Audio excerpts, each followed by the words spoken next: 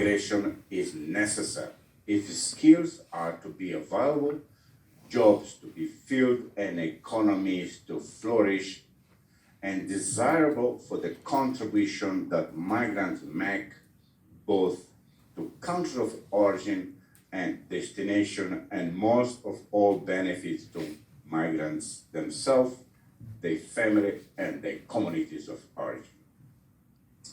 We also recognize that in time of rapid change and great uncertainty, responsible migration management must not only respond to immediate needs, whilst also preparing for unexpected situations. In developing capacity to address migration challenge, we must recognize that world we live in is undergoing rapid transformations. It is further recognized that we will likely face more frequent shocks and threats, such as climate change and pandemics like the COVID-19, which will affect the migration management systems.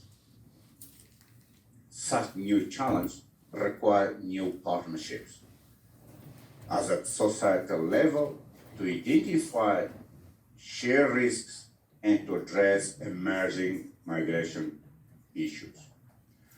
Whilst we cannot predict the future, we can better prepare by analyzing current trends, as well as how potential future disruptions might affect policy in the years to come, in order to draw implications for policy today, whereas building contingency plan for migration management capacity in case of major disruption in migration flow.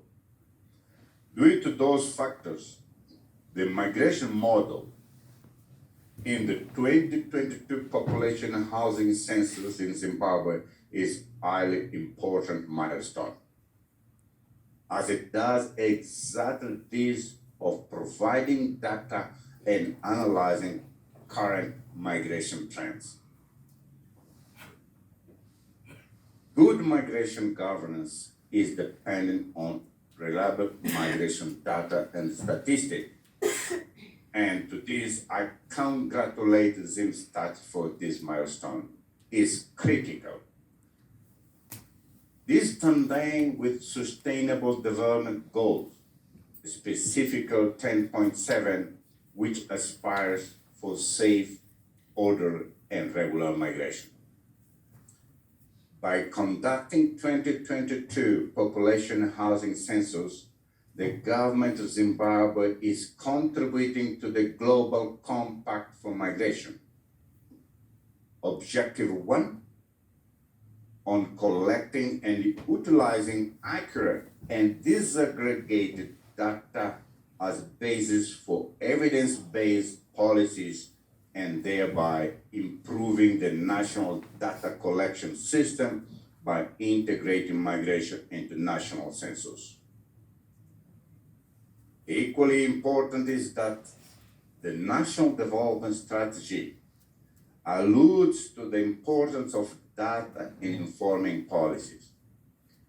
As such, the notion of a migration model in population and housing census is complementary to other initiatives around gathering migration data, such as migration profile, the quarter labor survey, the labor market survey, or the IOM monitoring reports.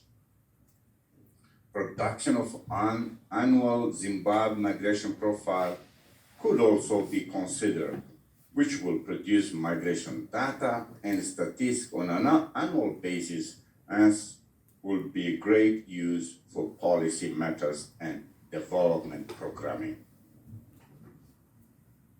And my think for the results presented on the migration model, it's evident that 84% of immigrants did so in search of opportunities and economic emancipation.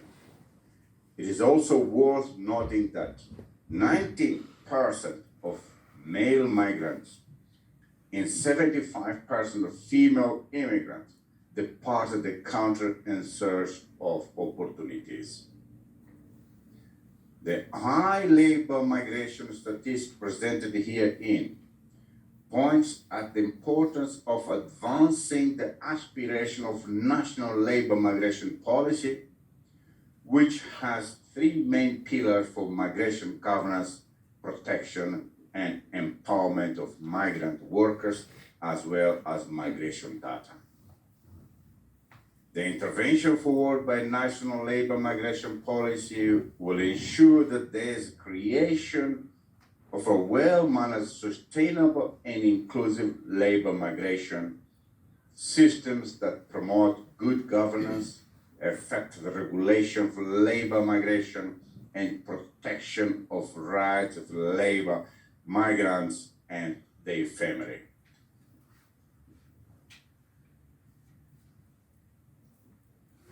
Ladies and gentlemen, Zimbabwe is a very resilient society.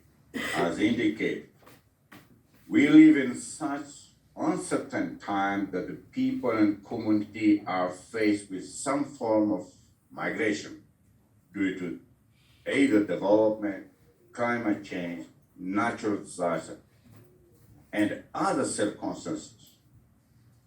In this respect, communities and individuals need to be empowered in one way or the other in order to build some form of resilience in face of challenge. With the bias of labor aspects, which is of course justified by the huge number of migrants for employment, the national labor migration policy has at its key pillar protection and empowerment of migrants. Advances which the government of Zimbabwe is undertaking, such as negotiation of bilateral labor migration agreements and memorandum of understanding to protect migrant workers, are also become key and most recognized undertakings. I wish to congratulate the government of Zimbabwe on the many initiatives taken to empower labor migrants. Also, in collaboration with development partners such as IOM. One initiative is the establishment of migration resource centers, which are information hubs critical for empowering aspiring migrants to be equipped about the migration process, the environment they are going, and their rights and obligations. The government of Zimbabwe has also initiated livelihood projects for returning migrants in an effort to assist them and gain the soft landing back to their community of origin while assisting them build resilience in the face of prevailing challenge. The Global Compact of Migration Objective 7 speaks of the need to address and reduce vulnerabilities in migration. This is critical in light of highlights from the population housing census results, which indicate high number of immigrants by year of departure and sex. Furthermore, those immigrants for family reunion amounting to 77,362 of those enumerated, indicating a relatively high figure compared to disaster and other reasons. This connected with the current trend of large number of population going to work in cruise ships and in healthcare service sectors abroad are indicative of the need to protect migrant workers through promotion of safe migration. Women on the move are also of great concern to policymakers and development partners alike, as they face double vulnerabilities emanating from their gender identity as well as being migrants. Similarly, children on the move present yet another vital group which needs protection as some move as unaccompanied or separate from their guardians. Consequently, the government and development partners need to collaborate in reducing vulnerability of the difficulties faced by all migrant groups, including the elder and the person with disability. In this respect, service interventions and packages need to be continuously developed that protects Zimbabwean migrants while also promoting safe, orderly, and regular migration for all and significant of migration model and most recent census. Ladies and gentlemen, I conclude, first of all, and really very touched by this report with a big applause to Zimstad, and allow me to congratulate the government of Zimbabwe in reaching this milestone of the 2022 National Population and Housing Census, and for its commitment to improving data on migration trends and migrant protection through including this important model on migration in a sense. I also wish to take the opportunity to affirm IOM's commitment to support the government of Zimbabwe in implementation of migration-related aspects of the Sustainable Development Goals and the Global Compact Migration, the National Development Strategy for Zimbabwe, social and economic development, and future efforts to produce data on migration trends and patterns. I will end my intervention by recommending the following for the government consideration. How does Zimbabwe turn this outflow of skills and manpower into development gains?